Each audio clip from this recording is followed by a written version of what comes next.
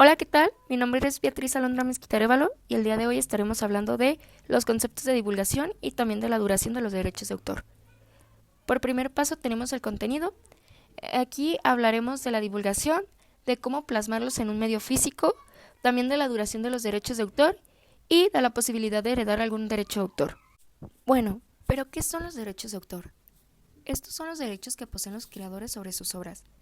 Estos se aplican en creaciones literarias y artísticas, tales como lo son los libros, las pinturas, las películas, los mapas, los dibujos técnicos, entre otras. Ahora hablaremos de la divulgación.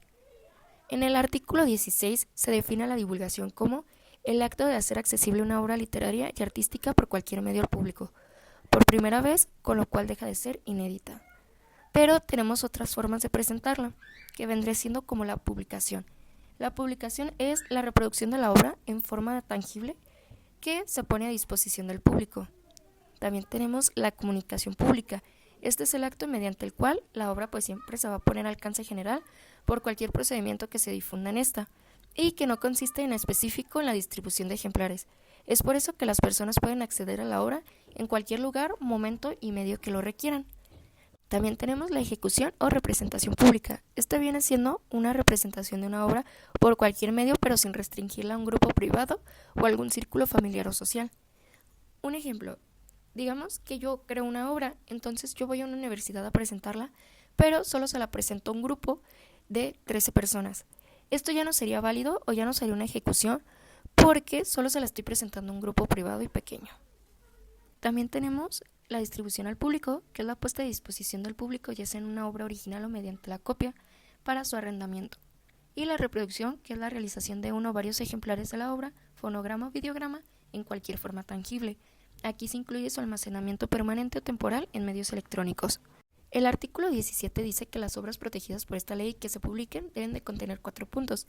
El primero es de que debe de presentar la expresión derechos reservados. El segundo es de que debe de abreviarlos con D.R. El tercero es que debe de contener su símbolo de una C encerrada en un círculo. Y el cuarto es de que debe de tener el número internacional normalizado que le corresponda. Aquí deberá venir el nombre completo y la dirección del titular del derecho de autor junto con el año de la primera publicación. Estas menciones siempre deben de estar en un lugar visible. En caso de no ser así, no implica la pérdida de los derechos de autor, pero sujeta al licenciatario o al editor responsable a las sanciones establecidas en la ley. Ahora proseguimos a cómo plasmarlos estos en un medio físico. El artículo 27 dice que lo pueden autorizar o prohibir los titulares de los derechos patrimoniales.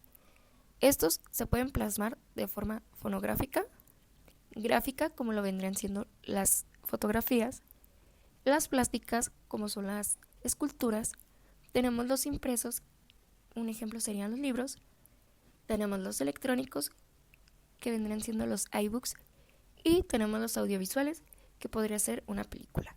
Proseguimos con cuál es la duración de los derechos de autor. Bueno, el artículo 29 define los derechos patrimoniales estarán vigentes durante, punto número 1, la vida del autor.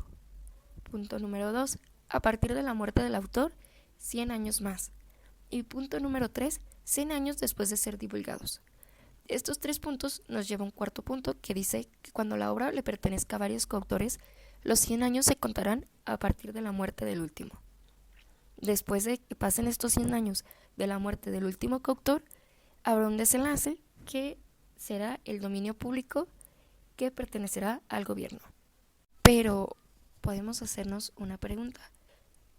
¿Se pueden heredar los derechos de autor? Bueno, el artículo 30 define que sí.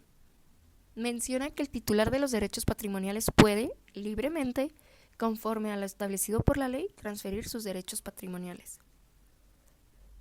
Y el artículo 33 dice que a falta de estipulación expresa, toda transmisión de derechos patrimoniales se considera por el término de 5 años o solo se podrá pactarse excepcionalmente por más de 15 años siempre y cuando la naturaleza de la obra o la magnitud de la inversión requerida así lo justifique.